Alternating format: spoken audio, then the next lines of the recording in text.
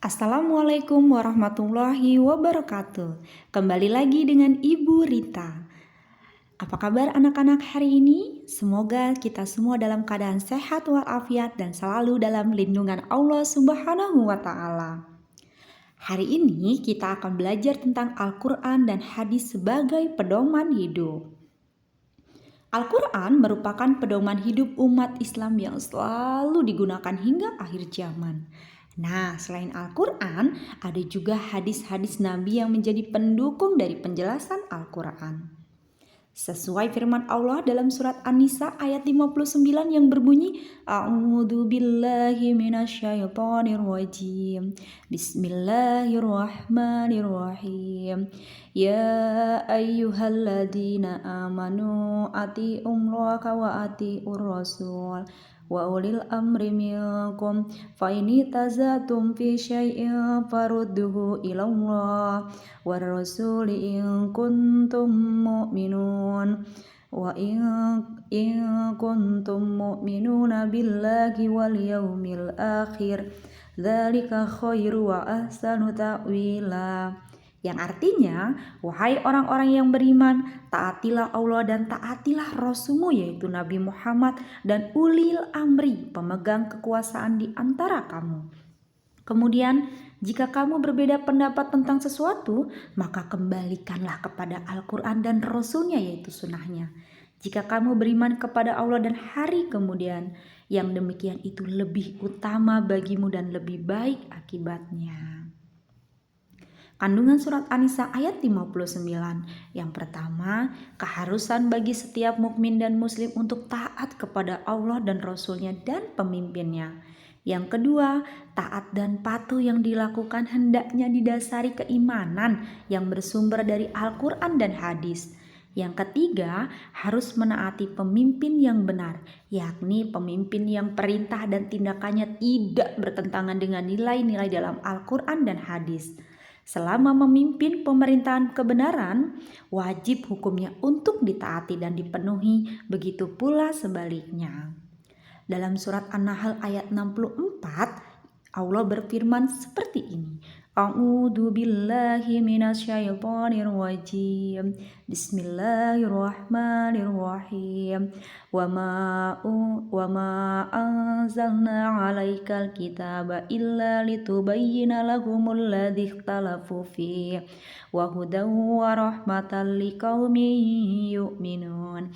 Artinya, dan kami tidak menurunkan kitab Al-Quran ini kepadamu Muhammad, melainkan agar engkau dapat serta menjadi petunjuk rahmat bagi orang-orang yang beriman. Surat An-Nahl kandungannya sebagai dasar pedoman yang dapat membuka pikiran dan dapat menilai kebenaran atas bimbingan wahyu. Sebagai pembimbing sekaligus dapat menjelaskan persoalan yang diragukan sehingga umat dapat melihat kebenaran kebatilan. Sebagai petunjuk yang dapat membimbing umat manusia menuju jalan yang benar. Sebagai rahmat bagi orang yang beriman. Contoh, perilaku yang mencerminkan surat An-Nisa dan surat An-Nahl. Yang pertama, setiap umat Islam wajib patuh dan taat kepada Allah dan Rasul-Nya, serta pemimpin dan selama pemerintahannya tidak bertentangan dengan syariat Islam. Yang kedua, selalu mengembalikan permasalahan kepada Al-Quran dan Al-Hadis. Yang ketiga, meyakini bahwa Al-Quran dan Hadis dapat dijadikan pedoman dalam kehidupan dunia. Yang keempat, senantiasa memahami isi kandungan Al-Quran agar dapat membedakan mana yang benar dan yang salah. Di dalam surat Al-Quran, dalam surat An-Nisa dan An-Nahl, kita akan belajar juga tentang alif lam syamsiah. Alif lam syamsiah hurufnya ada 14, yaitu to, sa, shod, ro, ta, dho, zal, nun, dal, sin, dho, zain, shin, lam. Cara membaca alif lam syamsiah yaitu dengan cara mengidghamkan alim lam sukun ke huruf syamsiah sehingga bacaan lam sukunnya hilang dan lebur ke dalam huruf syamsiah yang mengikutinya. Contohnya alif lam syamsiah. Qul a'udzu birabbin nas. Nas, alif lam tidak dibaca. wattini wazzaitun, wattini. Alif lam tidak dibaca. Cara membaca alif lam syamsiah, alif lam tidak dibaca. Bunyi alif lam dileburkan dengan huruf syamsiah yang mengikutinya. Dan caranya biasanya ciri khas alif lam syamsiah juga ada huruf tasydid. Huruf syamsiah setelah alif lam diberi tanda tasydid. Paham? Selanjutnya alif lam qamariyah. Alif lam qamariyah hurufnya pun ada 14. Ada alif, ba, ghain, ha, jim, kaf, waw, kha, fa, ain, qaf, ya, mim, dan ha marbutoh. Contoh alif lam qamariyah yang alhamdulillahirabbil alamin. Alhamdulillah, alif lamnya dibaca al. Min syarril waswasil khannas. Nah, cara membaca alif lam qamariyah, alif lamnya dibaca jelas. Biasanya nih dalam alif lam qamariyah terdapat tanda sukun pada huruf alif lamnya. Paham? Selanjutnya pengertian hadis. Hadis secara bahasa artinya al-jadid, yang artinya sesuatu yang baru.